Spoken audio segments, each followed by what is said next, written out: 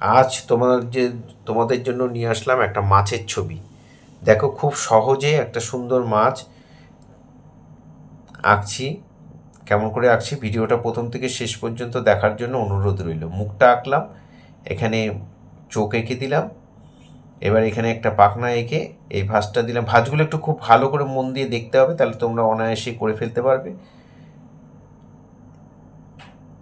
এখানে একটা পাখনাগুলো পাট পাট করে ভাগ করে দিলাম। এখানে একটা পাখনা, এখানেও 3টে ভাঁজ দিলাম।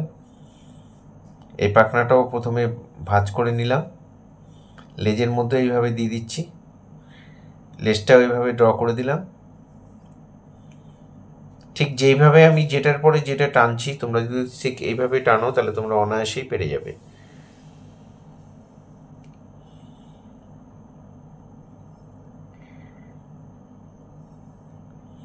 এখানে একটা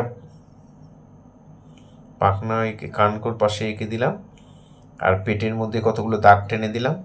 এই হয়ে গেল আমাদের ড্রয়িং। এবার আমরা কালার করব। এটা আমি কালার পেন্সিল দিয়ে করছি।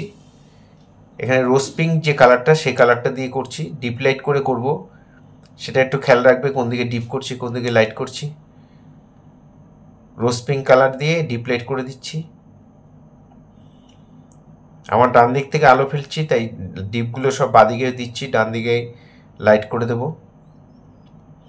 একটা গ্যাপ দিয়ে আবার একটা রোজ পিঙ্ক আবার একটা চাপালাম।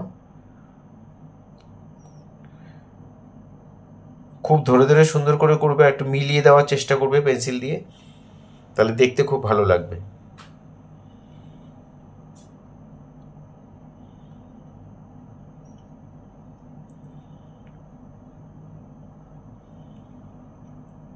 এবার আমি স্কাই ব্লু যে কালারটা সেটা নিয়েছি, সেটা লেজের মধ্যে করে দিচ্ছি।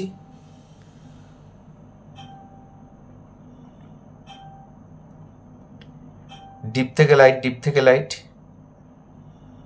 একটা গ্যাপ দিয়ে একটা করছি, একটা করে কালার করছি, একটা করে গ্যাপ রেখে দিচ্ছি।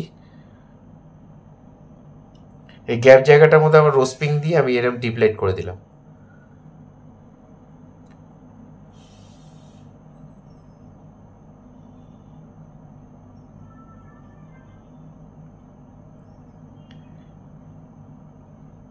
এই পাখনাটার মধ্যেও শেড দিয়ে দিচ্ছি স্কাই ব্লু দিয়ে। তোমরা যে কোনো দুটো কালার চুজ করে নেবে, আমি এই দুটো কালার চুজ করে নিয়েছি। তোমরা এটাও করতে পারো, অন্য কালারও করতে পারো, কোনো অসুবিধা নেই। এই মাছগুলোতে ভ্যারাইটিস কালার হয়, কোনো অসুবিধা নেই।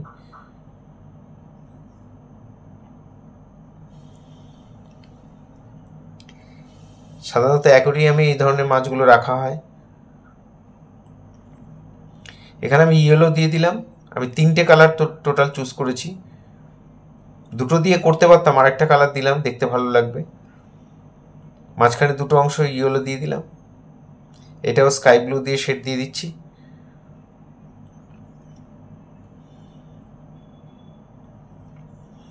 এই পাখনাটার মধ্যে ইয়েলো দিয়ে শেড দিলাম, একটা করে গ্যাপ দিয়ে। এটা রোজ পিঙ্ক দিয়ে ডিপ লাইট করে দিলাম।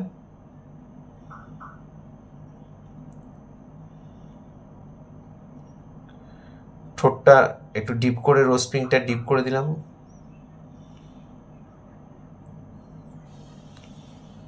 তোমরা ইচ্ছে করলে ঠোঁটটার মধ্যে লালও দিতে পারো। এখানে পাখনাগুলো আমি আবার 3টে কালার করে দিচ্ছি।